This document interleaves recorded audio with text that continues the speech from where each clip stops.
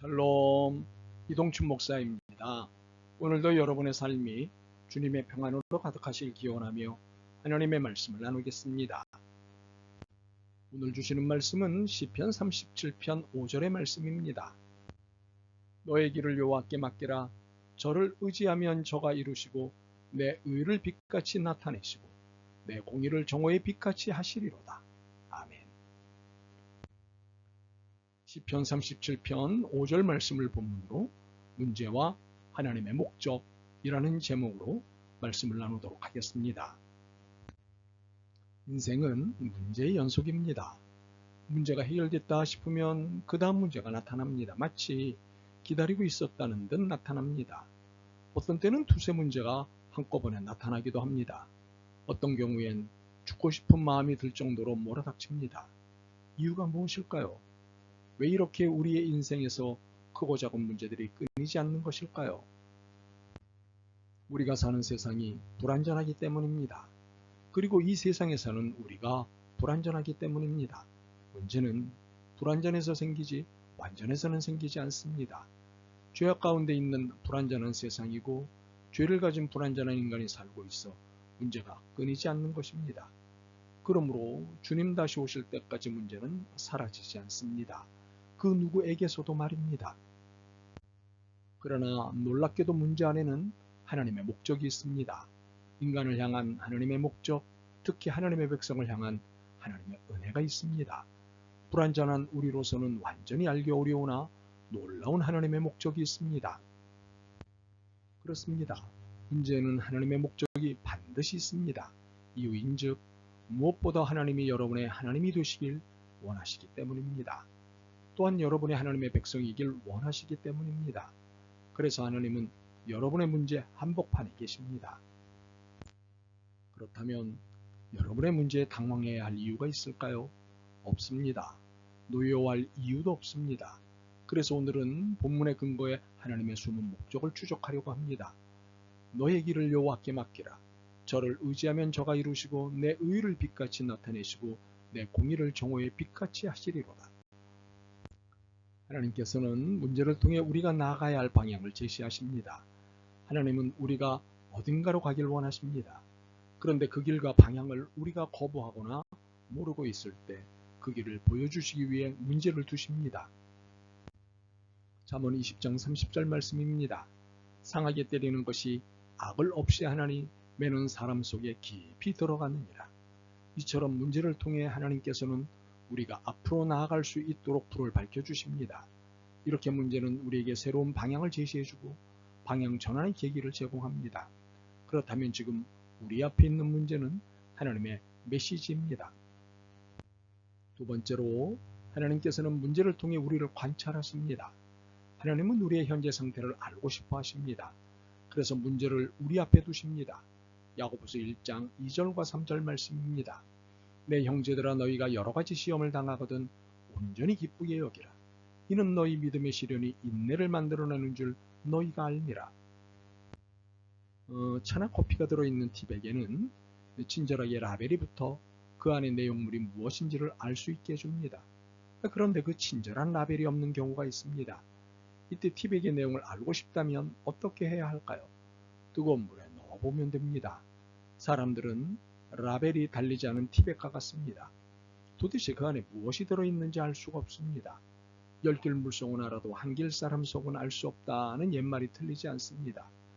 이렇게 드러나지 않는 우리의 속을 하나님은 알고 싶어 하십니다. 물론 우리의 깊은 속까지 다 아시는 주님이 우리를 모르실 리 없습니다. 단지 신앙의 여부를 시험하시는 것입니다. 소위 문제라고 하는 시험을 통해 여러분의 진심을 보고 싶어 하십니다. 그러므로 현재의 문제는 하나님의 신앙 테스트입니다. 물론 다 그런 것은 아니지만 대개가 그렇습니다. 그러므로 이 신앙의 테스트 앞에 자신이 어떤 모습을 드러내고 있는가를 잘 보시기 바랍니다. 세 번째로 하나님께서는 문제를 통해 우리를 교정하십니다. 어떤 교훈은 고통과 실패를 통해서만 얻을 수 있습니다. 어린아이였을 때 뜨거운 난로를 만지면 안 된다는 부모님 말을 듣고도 실제로 만져보고 데인 적이 있습니다. 데인 후에야 그 말의 뜻을 알게 되었던 것과 마찬가지입니다. 시편 119편 71절 72절입니다. 고난당한 것이 내게 유익이라. 이로 말미암아 내가 주의 율례를 배우게 되었나이다. 주의 입의 법이 내게는 천천 금은보다 좋으니이다. 때때로 우리는 건강, 돈, 인간관계 등을 잃어버리고 나서야 진정한 인생의 가치를 깨닫게 됩니다. 더욱이 하나님의 소중함을 깨닫게 되고 하나님의 은혜를 사모하게 됩니다. 그리고 하나님의 뜻을 찾게 됩니다. 그러므로 우리가 만난 현재의 문제는 최악이 아니라 최선입니다. 네 번째로 하나님께서는 문제를 통해 우리를 보호하십니다. 혹시 변장된 축복이라는 말을 들어보신 적이 있나요? 변장된 축복이란 전혀 축복일 수 없는 것이 축복인 경우를 말합니다. 어떤 친구가 사장이 시킨 비윤리적인 행위를 하지 않았다는 이유로 해고를 당했습니다. 그 친구의 실직은 분명히 문제거리였습니다. 그러나 1년 후 그 회사의 비리가 드러났을 때 그는 이 일로 인해 감옥에 갇히지 않을 수 있었습니다. 이것이 변장된 축복, 위장된 축복입니다. 요셉의 고백을 들어보시겠습니까? 창세기 50장 20절입니다. 당신들을 나를 해하려 하였으나 하나님은 그것을 선으로 바꾸사 오늘과 같이 많은 백성의 생명을 구원하게 하시려 하셨나니. 그렇습니다. 하나님은 우리의 문제를 통해 우리를 보호하시기를 원하십니다. 지금 우리의 문제는 변장된 축복입니다.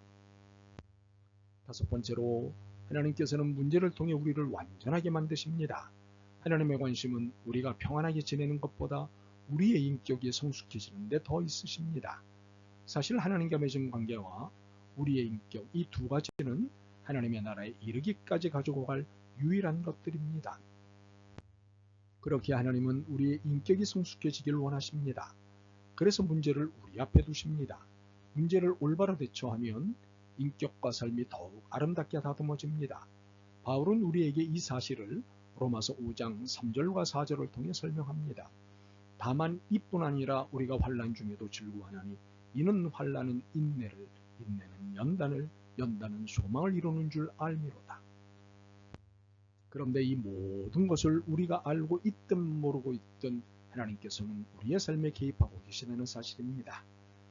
그렇다면 지금 우리가 겪고 있는 문제 뒤에 있는 하나님의 목적을 발견하기 위해 기도하고 묵상하는 것이 필요합니다.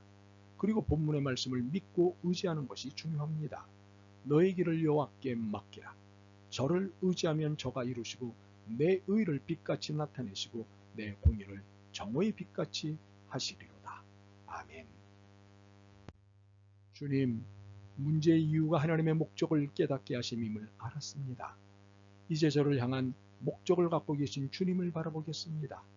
위장된 축복을 기다리겠습니다. 예수 그리스도의 이름으로 기도드립니다. 아멘. 오늘도 여러분의 믿음과 삶을 응원합니다.